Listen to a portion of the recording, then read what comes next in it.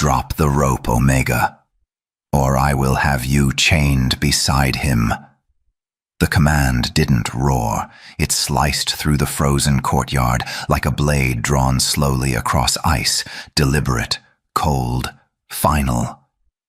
Alpha King Apostolos stood at the edge of the snow-dusted training grounds, his heavy fur mantle brushing against polished steel pauldrons. The dying afternoon light caught the wolf insignia etched into his breastplate, casting predator shadows across pristine white snow. Behind him, carved wolf totems towered over fortress walls, their stone eyes judging everything. Winter tribunal banners snapped violently in the wind. He had come expecting treason. He had come expecting forbidden ritual, blood oaths, dark moon worship, perhaps even an attempt to raise a cursed bloodline. He did not expect this. Gianna, the castle's invisible, Wolfless Omega, knelt in the snow, her rough spun gray tunic soaked through at the knees. Her hands gripped a leather rope suspended from a wooden training post, and dangling gently in the reinforced harness was a small gray pup, his hind legs hanging limp and useless. Leo, the son of the late Beta Commander Theron, a war hero's bloodline, a paralyzed disgrace. The snow beneath the pup was trampled with failed attempts, drag marks, collapsed prints, evidence of hours spent struggling. Gianna did not bow. She didn't even turn. Instead, she whispered softly to the pup, her breath misting in the frigid air. "Again, Leo, use your shoulders. Feel the ground. You are not broken." And then, impossibly, the pup growled. Not in submission. In defiance. Leo pushed forward with his front legs, dragging himself inches through the snow, his small body trembling with effort, his milky gray eyes unseeing, unfocused, locked on nothing and everything at once. The watching guards laughed. Apostolos did not, because Leo didn't cower when the king stepped closer. The pup's lips curled back, exposing tiny fangs, and he snarled, protective, fierce, utterly unafraid. "He is not what you think," Gianna said quietly, finally turning to face him. Snowflakes clung to her dark braids. A faint scar traced her left cheek, old, deliberate, not from battle. Apostolos's jaw tightened. "No, he is exactly what I feared." Before we continue, please hit the subscribe and like button and tell me which city you're tuning in from. I love to know where this story found you. Now let's dive in. The Silver Ridge Pack Fortress was less a home and more a monument to survival draped in cold grandeur. The great hall suffocated beneath the weight of its own history, vaulted ceilings carved with conquest records, braziers burning with eternal flame, the metallic tang of ambition thick enough to taste. Alpha King Apostolos sat upon the frostbone throne, a seat hewn from ancient glacial stone that seemed to leach warmth from anyone who touched it. He swirled dark wine in a crystal goblet, watching the winter tribunal gathering unfold beneath him. It was the night of the doctrine reaffirmation ceremony, the annual ritual where the pack renewed its laws. Every high-ranking wolf in the territory postured and preened, hoping to catch the Alpha King's favor, to whisper the right counsel, to secure the right alliance. "You look like you're contemplating exile, Your Majesty," a voice purred from his right. Apostolos didn't turn. He knew the scent, sandalwood and cold iron. High Counselor Damaris, the kingdom's chief advisor, and the man the court had all but crowned as his second-in-command. "Exile would be too kind," Apostolos replied, his voice deep and empty. "I'm contemplating silence." Damaris chuckled, a sound like coins clinking. He rested a jeweled hand on the arm of the throne, his crimson robes vivid against black stone. "And leave us? The council wouldn't survive it. Besides, we're announcing the new pack purity protocols tonight. You need to look committed." Apostolos's eyes scanned the room, ignoring him. It was a habit born of war, scanning perimeters, checking exits, measuring threats. His gaze drifted past the dancing nobles, past the tables laden with roasted venison and honeyed wine, to the shadows near the servants' entrance. There she was, Gianna. She wasn't wearing ceremony silks or borrowed finery. She wore the same gray, rough-spun tunic as always, her brown hair pulled back in a severe braid that had started to fray. She balanced a heavy tray of empty goblets, navigating the crowd with a grace that didn't belong to someone invisible. She was the Wolfless Omega, the genetic anomaly, born to beta parents but unable to shift, unable to sense the pack link, unable to fulfill her destined role. A ghost in wolf's clothing. Most wolves treated her like furniture, useful when needed, forgotten immediately after. But Apostolos had always found her unsettling, not because she was weak, because she was too quiet. As he watched, a drunken warrior, Captain Gregor, usually disciplined but reckless when in his cups, stumbled backward, colliding hard with Gianna.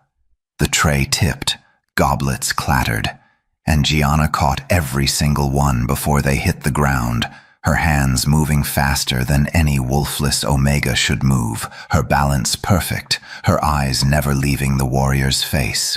"Apologies," she murmured. Gregor barely heard her, but Apostolos did. And he saw something else too, the faintest flicker of a scar on her wrist. Old rope burns, the kind you get from holding something suspended for hours. His wineglass stilled mid-swirl. The pup. She'd been training the paralyzed pup in secret. For how long, and why? The winter tribunal convened at dawn. The council chamber was a cathedral of cold judgment. Walls lined with ancestral wolf pelts, each one a reminder of strength preserved. His weakness purged. 12 high-backed chairs carved from ironwood circled a central dais where the accused would stand.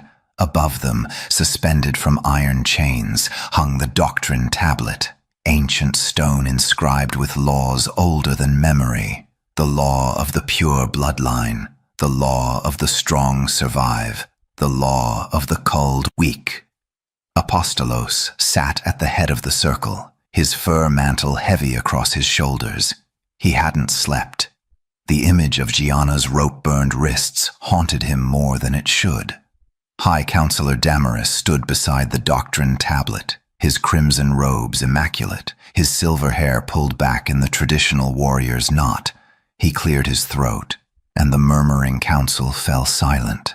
"We gather under the winter moon to reaffirm what has kept us alive for generations," Damaris began, and his voice smooth as polished steel.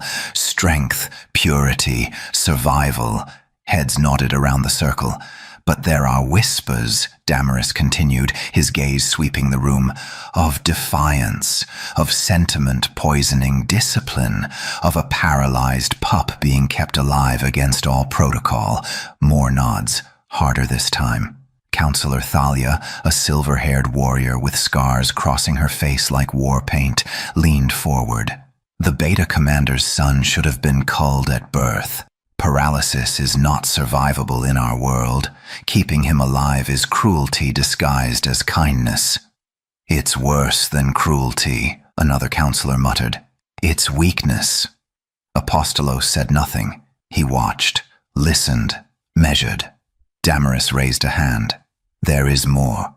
Reports indicate the wolfless Omega Gianna has been secretly training the pup, teaching him on techniques." He spat the word like poison. "Human methods, rehabilitation, as if we are livestock to be coddled." A collective hiss rippled through the chamber. "Bring her," Damaris ordered. The iron doors groaned open. Gianna entered flanked by 2 guards, but she didn't walk like a prisoner. Her spine was straight, her chin level, her hands loose at her sides. She wore the same gray tunic from the night before, still damp at the knees from kneeling in snow. She stopped at the center dais and looked directly at Apostolos, not at Damaris, at the king. Gianna of no family name, Damaris intoned, circling her slowly like a predator testing prey. You stand accused of defying the doctrine of strength. You have been training a paralyzed pup in forbidden methods. You have wasted resources, time, and hope on genetic failure. Gianna didn't flinch. Do you deny these charges? Damaris pressed. No, she said simply. Gasps echoed. Damaris smiled thinly. Then you admit to treason against pack law. I admit to keeping a pup alive, Gianna replied. Her voice was quiet, but it filled the chamber. If that is treason, then your laws are broken. The room erupted. Counselors shouted. Guards reached for weapons. Thalia slammed her fist on the table. Insolence! She mocks the ancestors. Silence! Apostolos spoke for the first time. The room froze. He rose slowly from his seat, his shadow stretching long across the stone floor. He descended the steps and stopped 3 paces from Gianna. You believe our doctrine is broken? He asked, his voice low, dangerous. Gianna met his gaze without trembling. I believe your doctrine measures the wrong kind of strength. Explain. She hesitated, not from fear, but from calculation. Then she spoke. Leo cannot run. He cannot hunt. By your laws, he is useless. She paused. But yesterday, he sensed movement beyond the western ridge before your scouts. He responds to vibration, reads pressure shifts in the ground, detects threats no wolf with 4 working legs could perceive. Apostolos's eyes narrowed. You think that's strength? Damaris scoffed. Parlor tricks, desperation. Gianna turned to him. Then test him. The challenge hung in the air like a blade. Damaris's smile faded. What? Put him in the field, Gianna said. Let him prove his worth. If he fails, call him yourself. Her voice hardened. But if he succeeds, then rewrite the doctrine. Another eruption. Counselors rose from their seats. Thalia called for immediate execution. Others demanded exile. Damaris looked to Apostolos, waiting for the killing blow. But the king was silent, because he remembered Leo's snarl. He remembered the pup's unseeing eyes locking onto him with absolute defiance.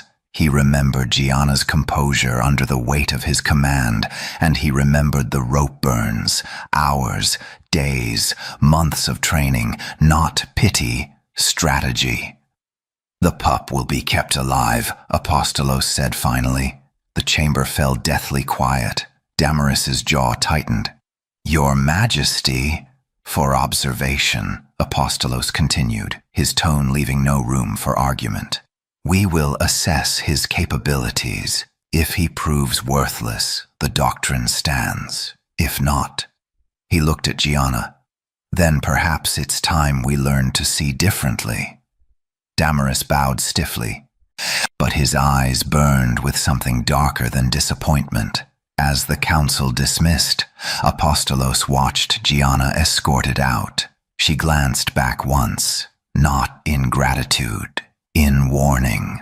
Apostolos rose before dawn. The fortress was still draped in darkness when he slipped through the eastern gate, his breath misting in the frigid air. No guards, no council, no witnesses, just the crunch of fresh snow beneath his boots and the distant howl of wind through the mountain pass. He knew where she would be. The training grounds were empty except for 2 figures, one kneeling, one suspended. Gianna worked in silence, her movements precise and practiced. Leo hung in the leather harness, his small body trembling as he pushed against the resistance. She had added weight stones to the rig, small pouches of sand tied to the frame. Apostolos crouched behind a supply cart, watching. Left shoulder, Gianna murmured. She tapped the ground twice with her boot. Leo shifted his weight instantly, compensating, redistributing balance through his upper body. Good. Again. Faster. 3 taps. Leo pivoted, his front legs moving independently, his core engaged despite the dead weight of his hind legs. This wasn't rehabilitation. This was combat conditioning. Apostolos's pulse quickened. Gianna lowered Leo from the harness and set him gently on the snow. The pup's legs dragged uselessly behind him, but he didn't whimper. He watched Gianna's feet with absolute focus. She stomped once. Leo barked, sharp, immediate. She stomped twice in quick succession. Leo dropped flat, belly to the snow, ears pinned back. "Pressure shift," she whispered. "Feel it, Leo, not just sound. Vibration." She knelt and pressed her palm flat against the frozen ground. Leo crawled forward, nose to the earth, his small body tense with concentration. Then he stopped, tilted his head, growled low. Gianna's eyes snapped toward the western ridge, a full 3 seconds before Leo barked again. Apostolos stood. The movement was involuntary, instinctive. He stepped from the shadows, snow falling from his cloak. Gianna spun, her hand moving protectively toward Leo. "Your Majesty," she said, her voice carefully neutral. Apostolos didn't acknowledge the greeting. His gaze was fixed on the pup. "How long have you been training him?" "Since he could hold his head up." "Why?" She hesitated. "Not from shame, from calculation." "Because no one else would." Apostolos crossed the courtyard slowly, deliberately. Leo growled again, that same fierce, protective sound, but Gianna placed a hand on his head. The pup fell silent. "You're not teaching him to survive," Apostolos said quietly. "You're teaching him to fight." Gianna met his gaze. "Yes." The admission hung between them like a drawn blade. "He cannot run," Apostolos continued, his voice low, dangerous. "He cannot chase. He cannot flee. No. So what use is he in battle?" Gianna's jaw tightened. She knelt beside Leo, her hand still resting on his head. "He doesn't need to run." Apostolos stepped closer. "Explain." She looked up at him, snowflakes catching in her dark hair. "Wolves rely on sight, scent, hearing." But Leo lost his hind legs. His body compensated, his other senses sharpened, not just hearing, but feeling, ground vibration, pressure shifts, tremor detection. "Tremor detection," Apostolos repeated slowly. "He can sense movement through snow, through stone, through frozen earth, approaching units, tunneling, weight distribution across terrain." She paused. "Things your scouts miss." Apostolos stared at her, then at Leo. The pup's milky eyes were unfocused, but his ears swiveled constantly, tracking sounds Apostolos couldn't hear. His nose twitched, reading the air. His small body remained tense, coiled, alert. "Show me," Apostolos commanded. Gianna hesitated, then nodded. She stood and walked 10 paces away, then stomped the ground in a complex rhythm. 3 quick taps, 1 long, 2 short. Leo's head snapped toward the western ridge. He barked once, paused, barked twice more in rapid succession. Gianna's face went pale. "What is it?" Apostolos demanded. "That's the warning pattern," she whispered. "Multiple units are moving fast." Apostolos turned toward the ridge. Nothing, no movement, no sound.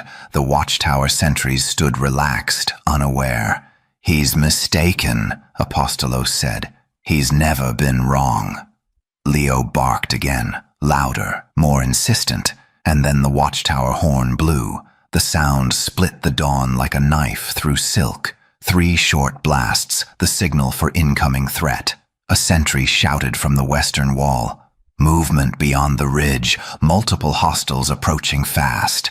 Apostolos' blood turned to ice. The pup had sensed them minutes before trained scouts, through snow, through distance, through terrain that should have masked all approach. He turned slowly to Gianna. She stood beside Leo, her hand steady on the pup's head, her expression unreadable. How long have you known he could do this? Apostolos asked, his voice barely above a whisper. Since the first winter. And you said nothing. Her gaze hardened. Would you have believed a wolfless Omega? Apostolos had no answer, because she was right. He wouldn't have. The watchtower horn sounded again, longer, more urgent. Guards scrambled across the courtyard. Damaris emerged from the fortress, barking orders, his face twisted with alarm. But Apostolos didn't move. He stood in the snow, staring at the small grey pup who couldn't walk, the pup who had just saved his kingdom. Get him inside, Apostolos said quietly, and say nothing to the council. Gianna's eyes widened slightly. Your Majesty, that's an order. She nodded once, then scooped Leo into her arms and disappeared into the shadows. Apostolos remained alone in the training grounds as chaos erupted around him. His doctrine said the weak must be culled, but what he'd just witnessed wasn't weakness. It was warfare. 3 years earlier, the border was burning. Smoke choked the night sky, turning the moon blood red. Screams echoed through the mountain pass, not the howls of wolves, but the raw animal terror of ambush, of betrayal. Gianna pressed herself against the frozen rock face, her breath coming in short, desperate gasps. She had no wolf to call, no shift to save her, just human instincts and the knife she'd stolen from a dead rogue. She was 21 years old and had been a prisoner for 3 months. They'd found her living in the abandoned human settlement beyond the northern ridge, a wolfless anomaly surviving alone in territory no Omega should have reached. The patrol had assumed she was mad, feral, dangerous. Beta Commander Theron had been the one to spare her life. She's wolfless, not witless, he'd said, blocking the executioner's blade. Bring her to the fortress. Let the king decide. But the king never decided. She became invisible, a servant, a shadow, a genetic mistake filed away in the lowest quarters of the castle. Until tonight. The ambush had come without warning, a coordinated strike during the border negotiations with the eastern clans. 50 wolves slaughtered in the first 10 minutes. The air reeked of blood and burning fur. Gianna had been traveling with the supply caravan when the attack began. She'd run, not toward safety, but toward the sounds of fighting, driven by some instinct she didn't understand. That's when she saw him. Theron, the Beta Commander, stood in a defensive circle with 5 other warriors, protecting a single figure at the center, Alpha King Apostolos, younger then, newly crowned, still learning to carry the weight of the Frostbone throne, and surrounded. They came from inside, Theron roared, his sword slick with blood. The eastern clans had our patrol routes, our supply schedules. Someone sold us out. Apostolos fought like a storm, brutal, efficient, unrelenting. But even he couldn't hold against 20 attackers. One by one, the defenders fell. Theron was the last standing. Gianna watched from the shadows as an arrow punched through his shoulder, then another through his thigh. He dropped to one knee but didn't fall. "Run, my king!" Theron shouted. "The tunnels beneath the western ridge. Go!" But Apostolos didn't run. He fought his way to Theron's side, dragged him upright.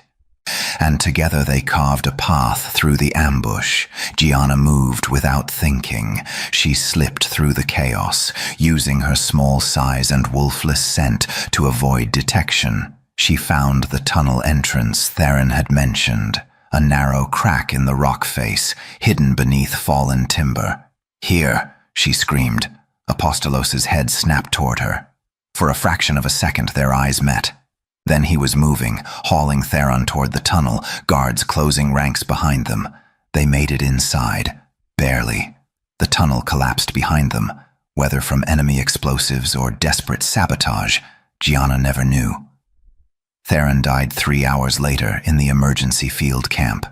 Gianna knelt beside him, using techniques she'd learned during her years among humans, Pressure points, wound packing, tourniquet application. Things wolves didn't bother with because their healing was supernatural, but Theron's wounds were too deep. Silver-tipped arrows, poison. Apostolos sat across from him, his armor dented and bloodied, his face carved from stone. "Who sold us out?" the king asked quietly. Theron coughed, blood flecking his lips.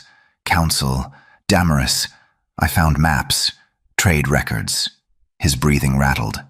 "He's been selling patrol routes to eastern clans for years." Apostolos' jaw clenched. "Why?" "Power. Always. Power." Theron's hand shot out, gripping the king's wrist with desperate strength. "The tunnels beneath the fortress, smuggling routes. He's been using them." "Where?" "Old watchtower, hidden maps." Theron's gaze shifted to Gianna. "The Wolfless girl. She saved us. Trust her." Apostolos looked at Gianna as if seeing her for the first time. Theron's grip tightened. "My mate. She's pregnant. If the child survives, if I don't." He coughed violently. Promise me you'll protect my bloodline." "You have my word," Apostolos said. Theron's eyes closed. He died as dawn broke over the mountains. 2 weeks later, Theron's mate gave birth. The labor was brutal, complicated. She hemorrhaged and died within hours. The pup survived, but his hind legs didn't move, paralyzed. The council whispered it was a curse, punishment for Theron's failure to prevent the massacre. They demanded the pup be culled immediately. Apostolos had hesitated. That night, Gianna appeared in the king's private chambers, the first and only time she'd ever dared. "You made a promise," she said simply. And Apostolos stared at her. "The pup cannot survive. Let me try." "Why?" She met his gaze. "Because Theron saved your life, and you saved mine." Something shifted in the king's expression. "You know nothing about raising pups." "I know about adaptation." She stepped forward. "Humans survive without wolves, without packs, without supernatural healing. They learn differently. I can teach him." "The council will never allow it." "Then don't tell them." Apostolos studied her for a long moment. Then he nodded once. "Keep him alive," he said, "but stay invisible. If the council discovers this, they won't." Present day. Apostolos stood in his private study, staring at the map spread across his desk. The watchtower horn had stopped. The threat repelled. False alarm, the scouts claimed. But Leo had known. A knock echoed. "From enter." Gianna stepped inside, alone. Snow still clung to her hair. "You wanted to speak with me, your majesty." Apostolos didn't turn. Theron mentioned tunnels beneath the fortress, smuggling routes. Gianna went very still. "You were there the night he died," Apostolos continued. "You heard everything." Silence. "Did you find the maps?" he asked quietly. Another pause. Then, "Yes." Apostolos finally turned. "And?" Gianna's expression was unreadable. "The tunnels are real. They run beneath the entire western wall. Damaris has been using them for years."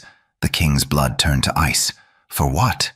"Smuggling, weapons, bribes." She hesitated. "And something else." "What?" Her gaze hardened. "Assassins." The room tilted. "The attack today wasn't random," Gianna continued. "Leo sensed them because they were coming from below. Through the tunnels, just like the night Theron died." Apostolos gripped the edge of his desk. "How long have you known?" 3 years. "And you said nothing." Her voice turned sharp. "Would you have believed a wolfless Omega accusing your high counselor of treason?" Apostolos had no answer, because once again, she was right. "Show me the maps," he said finally. Gianna nodded. "Tonight." Midnight came wrapped in silence.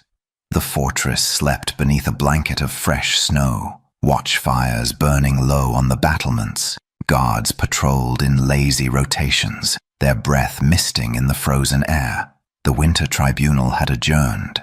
The council had retired.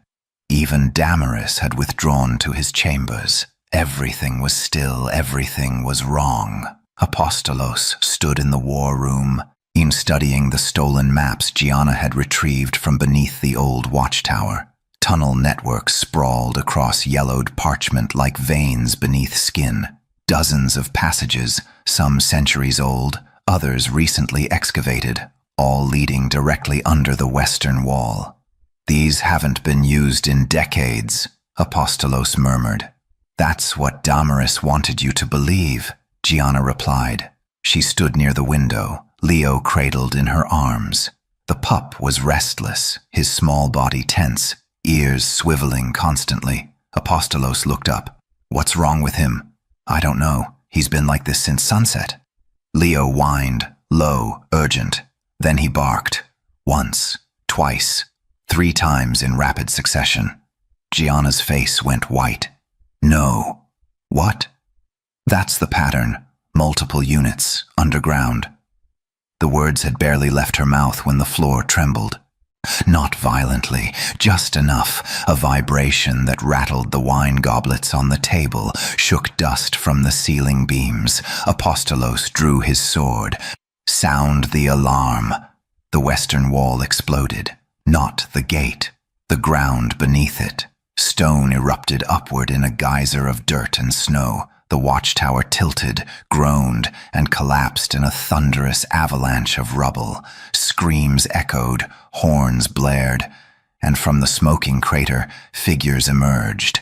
Dozens of them, masked, armed, moving with military precision. Assassins.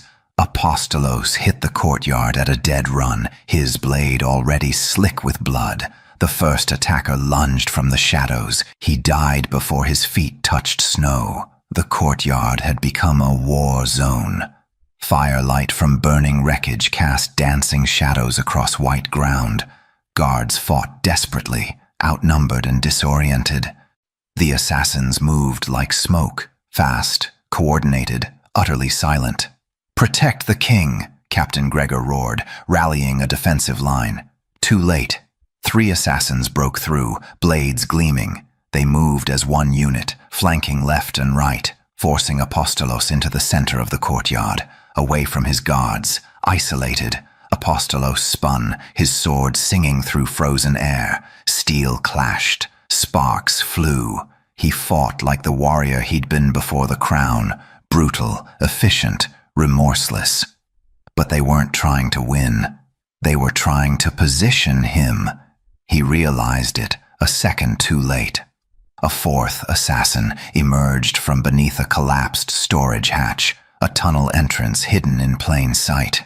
The blade was already in motion, angled upward toward Apostolos's exposed spine. A killing blow, inevitable. Then Leo barked. The sound cut through the chaos like a thunderclap, sharp, frantic, desperate. Apostolos twisted on pure instinct. The blade meant for his spine carved across his left shoulder instead, slicing through fur and armor, biting deep into muscle. Pain exploded white hot, but he was alive. He pivoted, grabbed the assassin's wrist, and drove his blade through the man's throat in one vicious motion. The body crumpled. Apostolos staggered, blood pouring down his arm, his vision swimming. "Your Majesty!" Gregor crashed into the fight, 2 guards at his back. But more assassins were emerging from the tunnels, too many. Then Gianna stepped into the firelight. She didn't carry a sword. She carried a broken section of watchtower chain, heavy iron links still attached to a stone anchor. An assassin charged her. She waited. At the last second, she dropped low, swung the chain in a wide arc, and caught the attacker's legs. He went down hard. She reversed the swing, brought the stone anchor down on his skull. He didn't get up. Another came. She used his momentum against him, sidestepped, hooked the chain around his throat, and pulled him off balance into the path of his own ally's blade. She wasn't fighting like a wolf. She was fighting like a human, strategy over strength, leverage over power, survival over pride. "The tunnels!" she shouted. "Collapse them!" Apostolos understood immediately. "Gregor, torches, burn the support beams."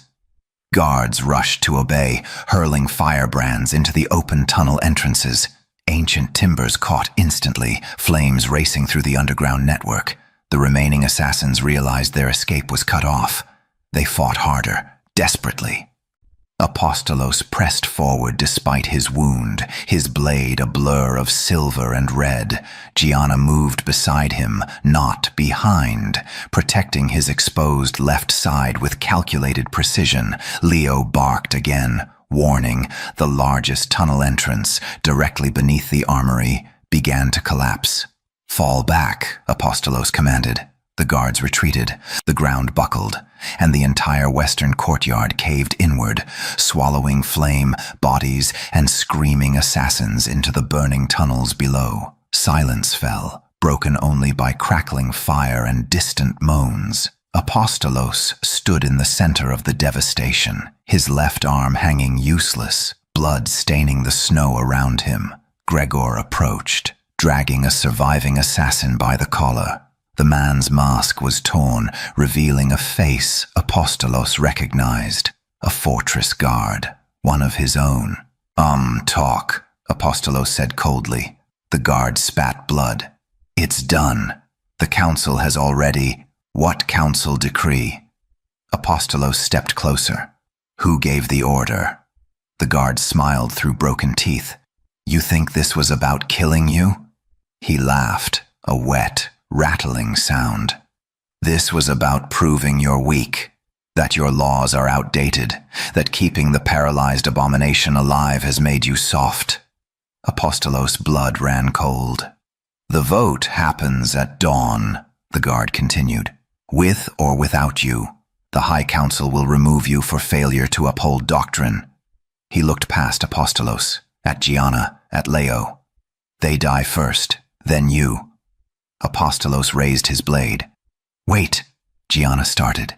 Too late. The guard's head rolled across the blood-soaked snow. Apostolos turned to face her, his expression carved from ice and fury. "Damaris isn't just corrupt," he said quietly. "He's staging a coup." Gianna held Leo tighter. The pup was silent now, exhausted, trembling. "What do we do?" she whispered. Apostolos looked toward the fortress, toward the council chambers where dawn would bring judgment. "We rewrite the doctrine," he said, "before they kill us for it." Dawn broke gray and bitter over the ravaged fortress. The western courtyard resembled a mass grave, collapsed tunnels, scorched earth, bodies half buried in snow and ash. Survivors worked in grim silence, pulling the dead from the rubble. Apostolos sat in the war room, his left shoulder wrapped in bloodied bandages. The pain was manageable. The fury was not. Before him, spread across the table, lay the evidence. Trade ledgers stolen from Damaris's private quarters. Encoded correspondence with Eastern clan leaders, payment records for weapons, information, assassination contracts, and the maps, decades of tunnel networks, supply routes, infiltration points, all signed with the High Councillor's seal. Gianna stood near the window, Leo sleeping fitfully in a basket at her feet. She hadn't left the king's side since the attack. Captain Gregor entered, his face haggard. "Your Majesty, we've identified the dead assassins." "And?" 12 were fortress guards, 5 were council attendants, 3 were Eastern clan mercenaries. He paused. "All recruited within the past 2 years." "While Damaris restructured the watch rotations," Apostolos said flatly. "Yes, Your Majesty." Apostolos stared at the ledgers. The pattern was clear now, brutally, horrifyingly clear. Theron had discovered it 3 years ago. That's why he'd been at the border negotiations, not to negotiate, to investigate. He'd been tracking illegal weapons shipments, following the money, connecting the corruption back to its source, and Damaris had arranged the massacre to silence him. The Beta commander knew, Apostolos said quietly. He tried to tell me, the night he died. He did tell you, Gianna said softly. Apostolos looked up sharply. She stepped forward. You were there. You heard him mention Damaris, council corruption, the tunnels. I thought he was delirious, battle-fevered. No. Her voice was gentle but firm.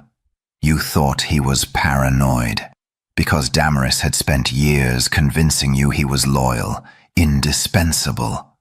The truth landed like a physical blow. Apostolos stood abruptly, his chair scraping stone. He moved to the window, staring out at the smoking ruins. Theron entrusted you with Leo, he said. Why? Gianna hesitated. Because he knew what Damaris would do. Leo was born paralyzed, the perfect excuse to eliminate Theron's bloodline entirely. A weak heir, a genetic failure. Council doctrine would demand his death. And you agreed to protect him. Yes. Knowing it could get you killed. Yes. Apostolos turned. Why risk everything for a pup you didn't know? For a bloodline that wasn't yours? Gianna met his gaze steadily. Because Theron saw me, not as a wolfless mistake, not as a servant, as a person. Her voice cracked slightly. He was the first wolf who ever did. Silence filled the chamber. Apostolos felt something shift in his chest, sharp, uncomfortable, like a blade being withdrawn. You've known about the coup for 3 years, he said quietly. The tunnels, the corruption, the assassination plots. Yes. And you said nothing. Her jaw tightened. I tried. I sent anonymous reports to your chambers. I left evidence where you would find it. I even attempted to speak with you directly twice. I don't remember, because your attendants turned me away. Because wolfless Omegas don't have audiences with kings. Her voice hardened. And when I finally managed to reach Captain Gregor, he laughed, told me to stop wasting his time with conspiracy theories. Gregor shifted uncomfortably near the doorway. Apostolos's hands clenched into fists. You should have... What? Gianna stepped forward, her composure finally cracking. Screamed louder. Demanded you believe me? I had no rank, no wolf, no voice. You would not have believed a wolfless Omega. The words hung between them like an executioner's blade. Because she was right. 3 years ago, if Gianna had walked into this chamber and accused High Counselor Damaris of treason, Apostolos would have dismissed her, possibly punished her for slander. He had ruled with strength, but he had ruled blind. I failed Theron, Apostolos said quietly. I failed you, I failed Leo. Gianna's expression softened slightly. You didn't know. I should have known. His voice turned cold, self-loathing. I built a kingdom where only the strong are heard, where deviation from doctrine is treason, where weakness is culled without question. He looked at Leo, still sleeping peacefully. And in doing so, I made myself deaf to the truth. Before Gianna could respond, the war room doors burst open. Councillor Thalia strode in, flanked by 4 guards. Her face was stone. Alpha King Apostolos, she announced formally. By decree of the High Council, you are summoned to emergency tribunal. Apostolos didn't move. On what grounds?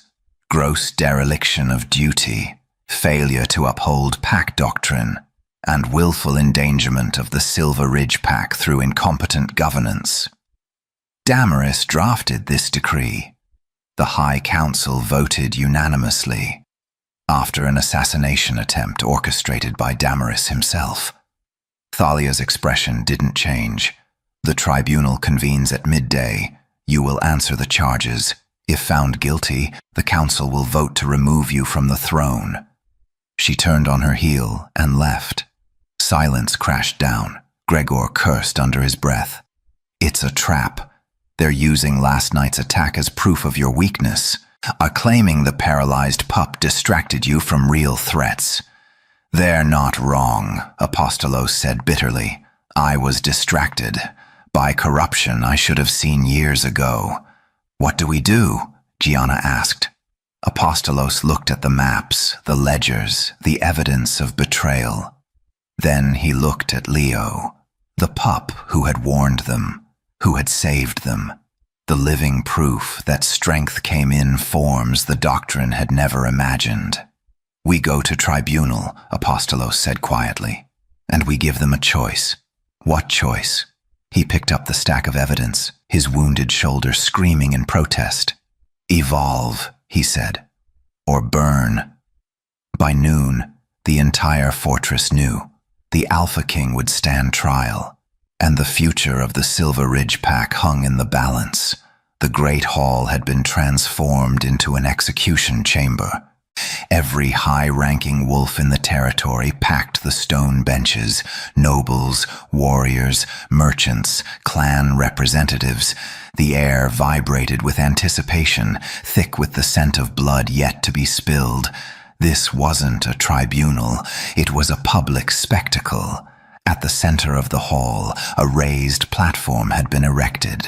Upon it sat the 12 council members, arranged in judgment. High Counselor Damaris occupied the central seat, his crimson robes immaculate, his silver hair gleaming in the torchlight. He looked like a king. Apostolos entered through the western doors, his wounded shoulder visible beneath his ceremonial armor. He wore no crown, no fur mantle, just steel and determination. Behind him walked Gianna, carrying Leo in her arms.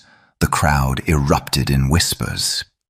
"The king brings the abomination to his own trial. Madness! Already accepted defeat." Apostolos ignored them. He climbed the platform steps and stood before the council, his gaze locked on Damaris. "You summoned me," Apostolos said. "Here I am." Damaris smiled benevolently. "Alpha King Apostolos, you stand accused of dereliction of duty, violation of sacred doctrine, and endangerment of the Silver Ridge Pack through incompetent governance." He gestured to the assembled crowd. "The evidence speaks for itself. Under your watch, our fortress was breached, our warriors slaughtered, our western wall reduced to rubble." Murmurs of agreement rippled through the hall. "And the cause?" Damaris continued, his voice rising. "Distraction, sentiment, the dangerous delusion that our ancient laws can be negotiated." He pointed at Leo.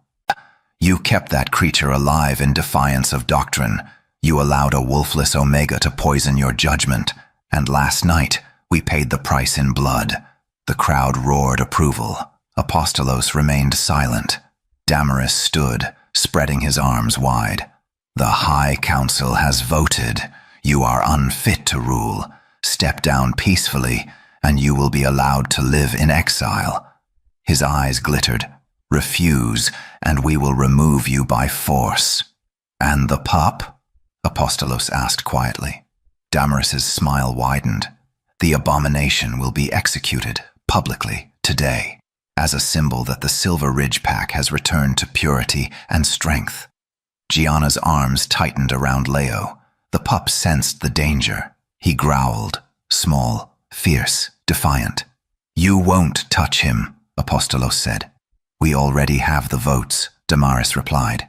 11 council members stand with me. Only Councillor Thalia abstained. He leaned forward. "You've lost, Apostolos.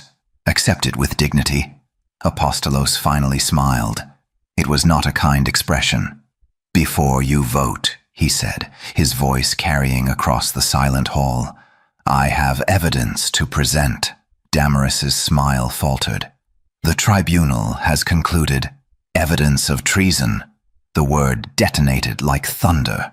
Apostolos pulled the stolen ledgers from his coat and threw them onto the council table. Pages scattered, maps unfurled, encoded letters spilled across polished wood. 3 years ago, Beta Commander Theron discovered that High Counselor Damaris was selling pack secrets to Eastern clans, weapons, patrol routes, tunnel maps. Apostolos' voice turned to ice.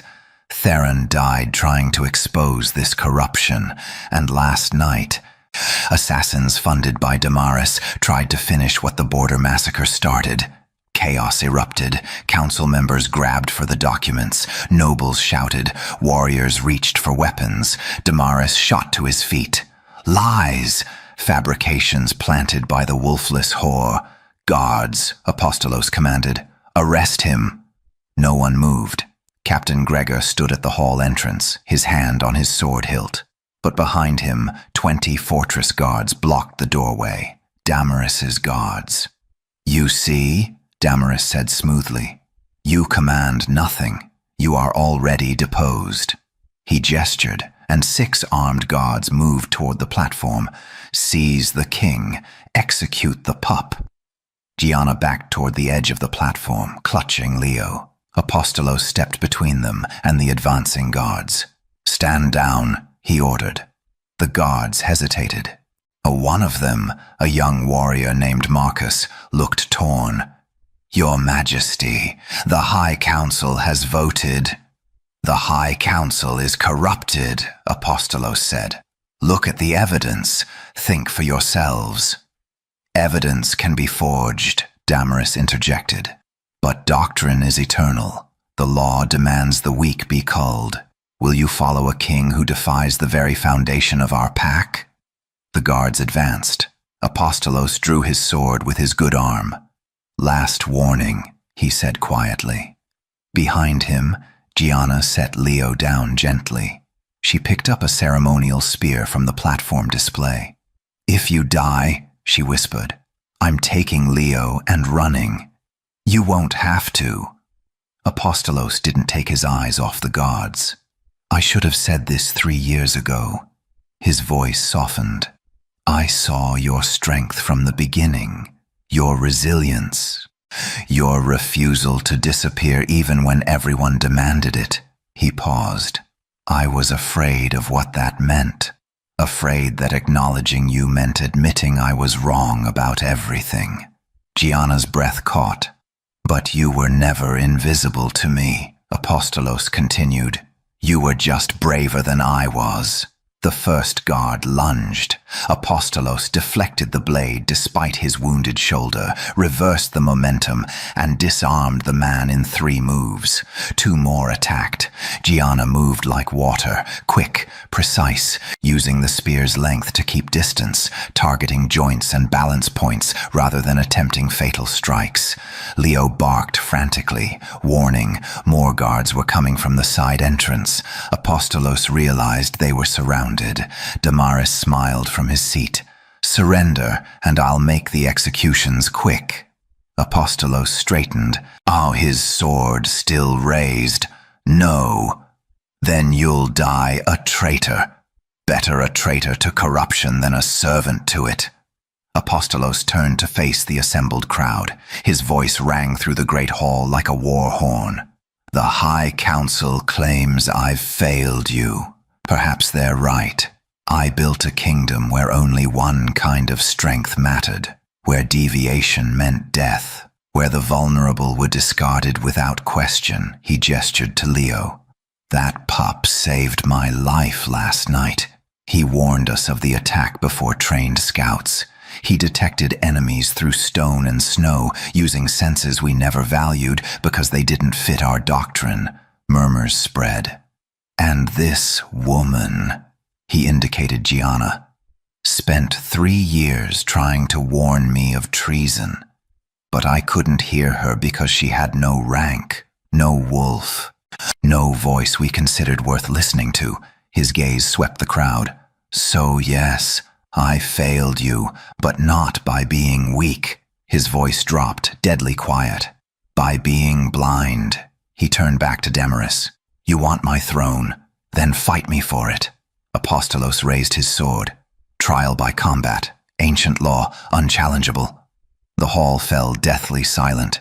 Damaris's expression twisted. "You're wounded, half dead already. Then it should be easy."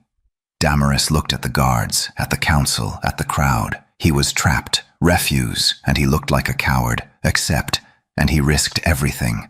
Slowly, Damaris smiled. "Very well." He descended from the council platform. "When you fall, the pup dies screaming." Apostolos met his gaze. "When you fall, your corruption dies with you." They moved the trial by combat to the outer courtyard. The entire fortress assembled under a gray winter sky, thousands of wolves forming a living arena around a cleared circle of blood-stained snow. Ancient tradition demanded witnesses. This would be binding, irreversible. Apostolos stood at one end of the circle, his wounded shoulder screaming beneath fresh bandages. He'd refused healing herbs, refused numbing poultices. Pain kept him sharp. Damaris stood opposite, pristine in ceremonial armor that had never seen real battle. But he was younger, uninjured, and fought with the cold precision of someone who'd arranged dozens of assassinations. He didn't need to be honorable, he just needed to win. Between them, placed at the circle's center, sat Leo in his leather harness. "The prize," Damaris had declared. "When I win, I execute him myself." Gianna stood at the circle's edge, her face pale but composed. She held nothing, no weapons, no leverage. If Apostolos fell, she'd have seconds to run before Damaris's guards seized her. She'd already lost everything once. She'd learned to run fast. The presiding elder raised a ceremonial horn. "By ancient law and pack tradition, this combat will determine truth. The victor's cause is righteous. The fallen's cause dies with him." He blew 3 sharp blasts. The fight began. Damaris moved like a viper, fast, efficient, targeting the wounded shoulder immediately. Apostolos barely deflected the first strike. The impact sent lightning through his injured arm. He gritted his teeth, pivoted, and countered with a low slash that Damaris easily avoided. The crowd murmured. The king was slow, wounded, struggling. Damaris smiled. "You should have accepted exile." He attacked again. A flurry of calculated strikes designed to exhaust, to injure, to humiliate. Apostolos gave ground, his boots sliding through snow. "He's losing. The king is finished. Damaris will restore order." Gianna's hands clenched into fists. Leo whined, his small body trembling. Then Damaris made his mistake. He gloated. "When this is over," he said, circling, "I'll make the Omega watch. I'll make her hold the pup while I—" Apostolos lunged, not with strategy, with fury. His blade crashed against Damaris's guard with enough force to drive the counselor back 3 steps. Another strike, another. The wounded shoulder forgotten, replaced by something primal and absolute. Damaris's smile vanished. He fought back desperately now, his pristine armor dented, his breathing ragged. "You want to know why Theron trusted her?" Apostolos snarled, "Our driving forward. Because she sees what cowards like you refuse to. That strength isn't perfection." He knocked Damaris's sword wide. "It's adaptation." His blade stopped an inch from Damaris's throat. The crowd went silent. Apostolos could end it. Right now, one thrust, justice delivered. But Leo barked. Not the warning bark. Something worse. Frantic, desperate, terrified. Apostolos' head snapped toward the pup. Leo was thrashing in his harness, his small body convulsing, his unseeing eyes wild. "What's wrong with him?" someone shouted. Gianna ran forward. She pressed her hands to the snow, feeling for vibrations. Her face went white. "Everyone move!" she screamed. "Get away from the courtyard." "It's a trick," Damaris started. The ground trembled, not gently, violently. Apostolos felt it through his boots. A massive pressure wave building beneath the stone, something catastrophic, something that didn't belong. "The tunnels," he breathed. Gianna grabbed Leo. "They packed the collapsed tunnels with explosives. They're going to—" The western section of courtyard erupted. Stone and snow geysered skyward in a column of fire and debris. Wolves screamed, scattering in every direction. The blast wave knocked dozens off their feet. And beneath the smoke, the tunnel network revealed itself. A vast honeycomb of passages, some centuries old, others recent, all interconnected, all rigged to explode. Apostolos realized the horrifying truth immediately. This wasn't about winning the trial by combat. It was about eliminating everyone who'd seen the evidence. "Second charge," Gianna shouted, pointing to the eastern wall. Another explosion, then a third near the main gate. Chaos consumed the fortress. Wolves fled in every direction, trampling each other, desperate to escape the collapsing ground. Apostolos grabbed Damaris by the throat and dragged him toward the center platform where the crowd could see. "You did this!" Apostolos roared. Damaris thrashed. "It was supposed to be controlled. Blame it on structural weakness, on your negligence. You were going to murder the entire assembly. I was going to rebuild," Damaris snarled. "Without you, without the old laws choking us." Apostolos hurled him to the ground. The remaining council members, those who'd survived the initial blasts, stood in shocked horror.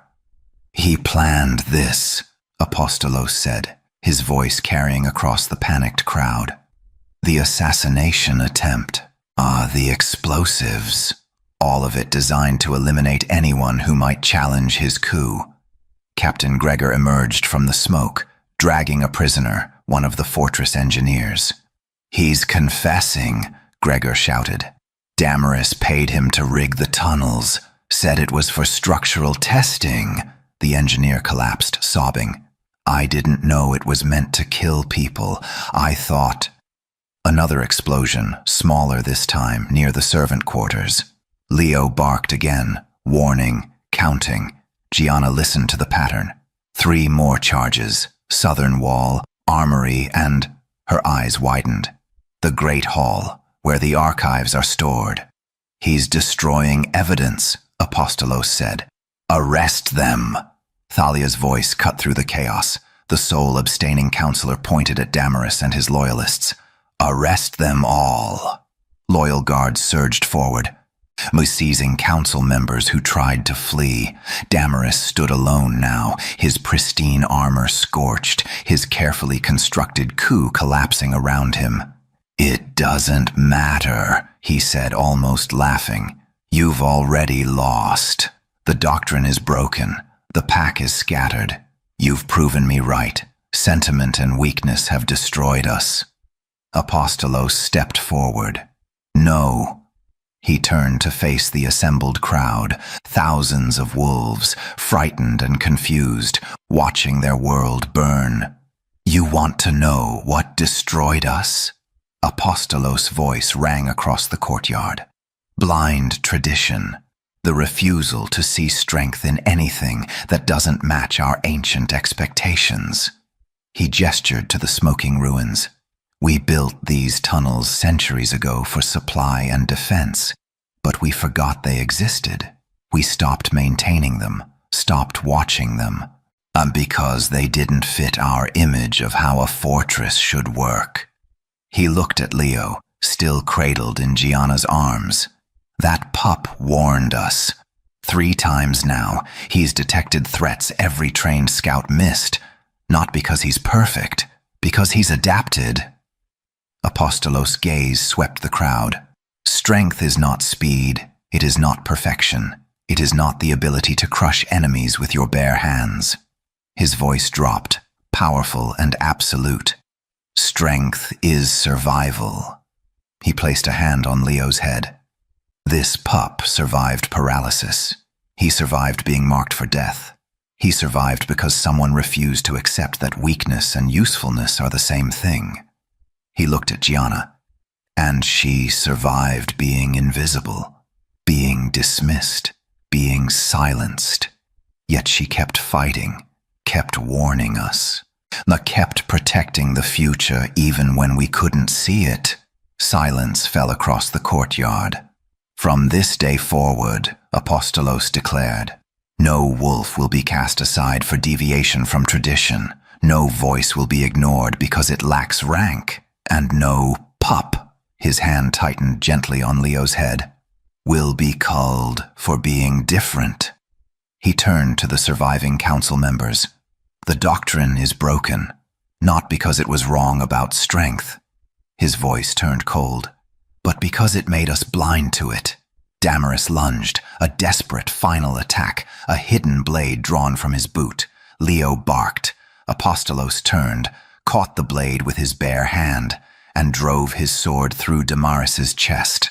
The High Counselor fell into the blood-stained snow, and the old law died with him. Spring came early to Silver Ridge. The snow that had buried the fortress for months began its slow retreat, revealing patches of dark earth and the first brave shoots of green. Icicles dripped from the repaired watchtowers. The air, once sharp enough to cut, softened into something almost gentle. The fortress had changed, not just the rebuilt walls or the sealed tunnels, but something deeper. Something in the way wolves moved through the courtyards, the way they spoke to one another, the way they listened. Leo had become a legend, the paralyzed pup who'd saved the kingdom. Every morning, he held court in the eastern training grounds, no longer hidden in shadows, but displayed proudly at the center of fortress life. A dozen young wolves surrounded him, some injured, some born different, all learning the techniques Gianna had spent years perfecting: balance training, unsensory development, adaptive combat. A young she-wolf with a twisted front leg practiced weight distribution exercises. A male pup born deaf learned to read ground vibrations through his paws. An older warrior, blinded in battle, relearned the world through scent maps and echolocation. Leo supervised them all, his small body stronger now, his harness modified with wheels that let him move independently. He couldn't run, he'd never hunt, but he'd become something more valuable. A teacher, a symbol, a living rejection of the old doctrine.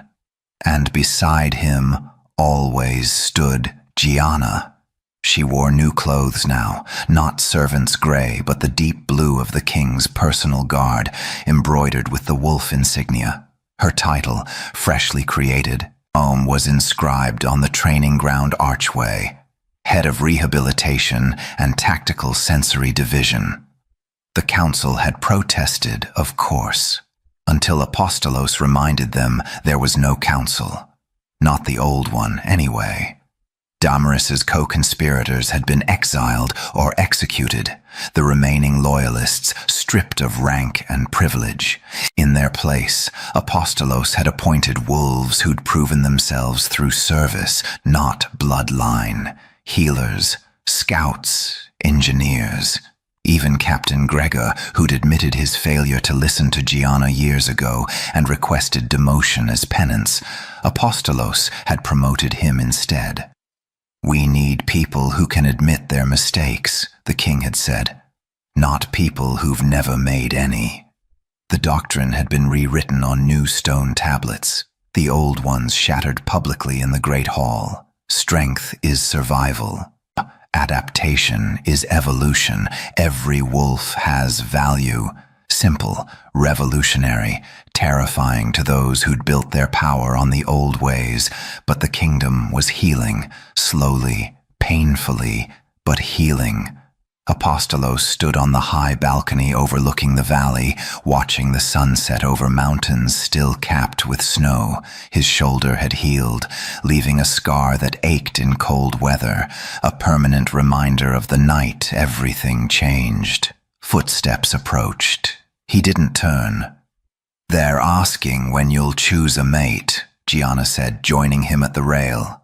"The nobles are getting impatient." "Let them be impatient," She smiled faintly. You're the Alpha King. You need an heir. Tradition demands. Tradition nearly destroyed us. Silence settled between them, comfortable and charged in equal measure. Below, Leo led his students through evening exercises. Even from this distance, his bark was clear, sharp, commanding, absolutely certain. He's thriving, Apostolos observed. He always was, Gianna replied. You just couldn't see it. Apostolos turned to look at her. The setting sun caught the scar on her cheek, the one he'd noticed that first day in the courtyard. He'd never asked about it. Where did you get that? He asked quietly. Gianna touched it reflexively. A human village. When they discovered I was different, they thought I was cursed. She smiled without humor. Turns out wolves and humans aren't so different. Both fear what they don't understand. I feared you, Apostolos admitted. Her eyebrows rose. Me? Not your weakness, your strength. He looked back at the valley. You survived alone in human territory for years. You learned things no wolf knows. You saw corruption I was blind to. You protected a pup against an entire kingdom's doctrine. He paused. You were never wolfless, Gianna. You were something else entirely. Her breath caught. Something I didn't have words for, he continued. Something that terrified me, because it meant everything I'd built my reign on was incomplete. Gianna was quiet for a long moment. Then she said softly, You were never blind either. He looked at her sharply. You just didn't look, she continued. There's a difference. Blindness is permanent. Not looking is a choice. She met his gaze. You chose to see. That takes more courage than most wolves will ever possess. Apostolos felt something shift in his chest, the final piece of armor falling away. The nobles want me to choose a mate, he said carefully. I know. Someone strong, someone worthy of the throne. I know. Someone who can lead beside me, who sees what I miss, who'll fight me when I'm wrong and stand with me when I'm right. Gianna's hands tightened on the balcony rail. Apostolos stepped closer. I'm looking at her. The words hung in the spring air between them. Gianna's eyes widened. I'm wolfless. I have no rank, no bloodline. The nobles will let them protest, Apostolos said. I've spent my entire reign listening to tradition. Maybe it's time I listen to something else. And what's that? He reached out, gently touching the scar on her cheek. The truth. Below them, Leo barked triumphantly. One of his students, the she-wolf with the twisted leg, had successfully completed a balance drill. The other pups howled in celebration. The sound echoed across the valley, a joyful and fierce. Gianna smiled, tears shining in her eyes. He's going to change everything, she whispered. He already has. Apostolos took her hand. Together, they watched the sunset over a kingdom learning to see differently. The snow continued its retreat. Young wolves trained in ways their ancestors never imagined. And in the distance, merchants from the eastern clans arrived bearing trade goods and peace offerings. Word had spread. Silver Ridge had broken its doctrine and survived. No, thrived. The future arrived on wheels and adaptation, carried by a paralyzed pup and a wolfless Omega who refused to be invisible, and the Alpha King who'd finally learned to look. The Alpha King caught a wolfless Omega defying his law, but what he found instead was the future of his kingdom. If you enjoyed this story of strength redefined and love discovered in unexpected places, let me know in the comments. Your support decides what tale the moon whispers next.